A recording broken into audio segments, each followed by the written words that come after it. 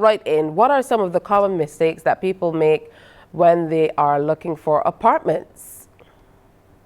Good. Well, first off, automatically people think it's about let me get something at a cheap price, a good deal. Okay, that's great, but you need to know exactly what you're getting into. You can't be ignorant of the market. So that's the first mistake. Sometimes people are ignorant of the market, meaning that they don't understand that are they buying at the right time? Are they buying? Yes, it might feel like a low price, but could it have been lower?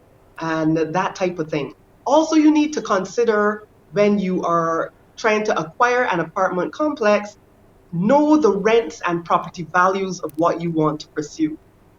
Are you going to be buying a property that is going to be primarily occupied with local long term rentals? And we tend to classify long term rentals as 1 year plus.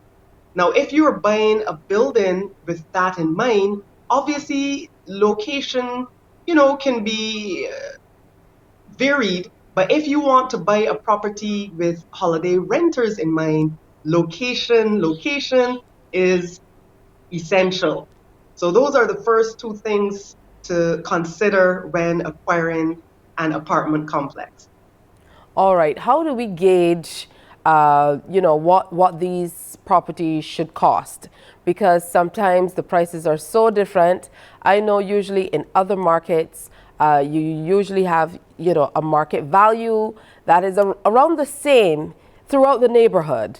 But in Barbados, Mhm. sometimes you can see some prices that go from one side of the street to the other that just are so different. How do you gauge what is value for your money? Well, this is where the valuers come into play. They are the experts at providing valuation reports that are thorough, that have everything from measurements to comparable properties in the neighborhood, two or three, rate per square foot, that type of thing. We realtors as well can give you an idea of comparable value. That's why it's good to either have a realtor involved, or if you're going it on your own and you have cash under your pillow, still get a valuer involved. You need to know what is, as you said, the market rate of that property. Because you don't want to be thinking that you got a deal at 300,000, but then hear that the market rate for that specific area is only 215,000. You may have spent little in your head, but still more than the property is really worth. Also, with these valuations, you go a step further by getting a sense as to what the rent in that complex should be, because you might buy a building at a very attractive price thinking, yes, got it, ha. But if the rents are only $800 a month for four apartments, will the income really cover after your running costs? Will it really cover your mortgage and put something in your pocket? Remember, apartments are about making money. So you have to sit down and truly count the costs. Absolutely. Sharita, so what are some of the things that you absolutely should not overlook when you are buying an apartment building? For example, some people may look past it, oh, these are just a few damages. But when you're the landlord, then that might present another set of challenges. Yes. Well, first thing, when you make an offer on a property, even let's say a property comprises 6 units, and because it's tenanted and you can't and the realtor can't get all of the tenants to open up their units at the same time, you might only see 2 units and decide to make your offer on that because the condition is good. Now, listen to me. You do not sign any conveyance handover final money unless you have walked in to all of the units. You see, because what happened, they didn't show you John's pot smoking unit. And John, even after he's left, all the walls are stained with smoke. All of the walls comprise the smell of weed. The floors are water damaged because he had his little gross sprinklers in there. And the reality is, it sounds funny, right? But these are situations that happen.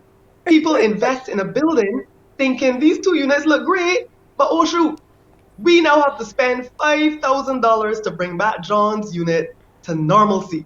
And that is going to impact your overall cost. So see all the units before you close the sale. That is a prerequisite.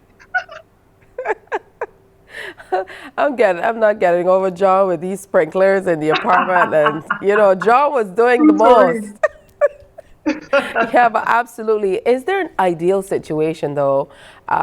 When you're looking for an apartment building, is there an ideal situation in terms of having tenants who already have agreements in place, or getting an empty place from your perspective?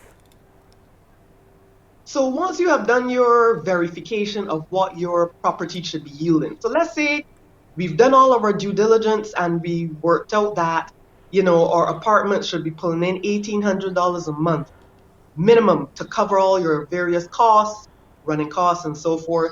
Um, you have to ask to see the leases of each occupant.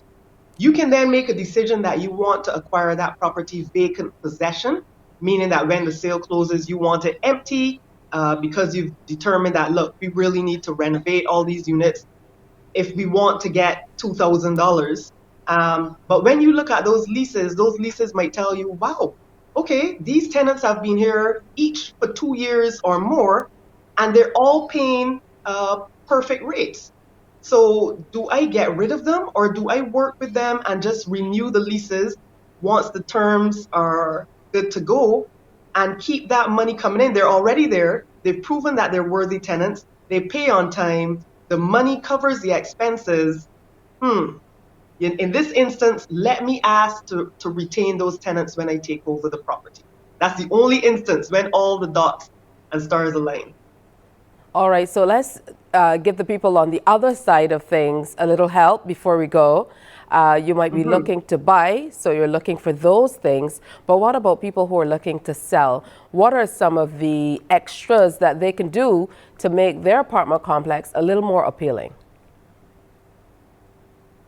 I would say, well, number one, when your property is in good condition, that heightens the rate of you getting what you want. As a landlord, you should always upkeep that property. When you upkeep that property, the likelihood of the tenant staying on and paying you properly is much higher in the first place. Also, think about it. If I'm an investor and I come and see that, wow, you painted every 2 to 3 years.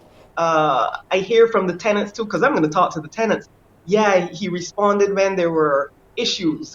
I will kind of trust the plumbing. I will trust the electricals. Even though I do my checks and so forth, it is important for you to upkeep that property before you try to sell it. At least make it look cute before you put it on the market, even if you don't spend excess. So that is what I would do on the seller's end. Um, One thing I want to say, going back to the buyer, and this is often something that you forget to take into consideration because the bank has, they're going to give you the money, yay! You forget to sit down and truly count the cost of running this complex over time. You see, when you look at those leases carefully, you realize that the water is coming to you, the landlord, and that water bill is coming in at $1,800 a month.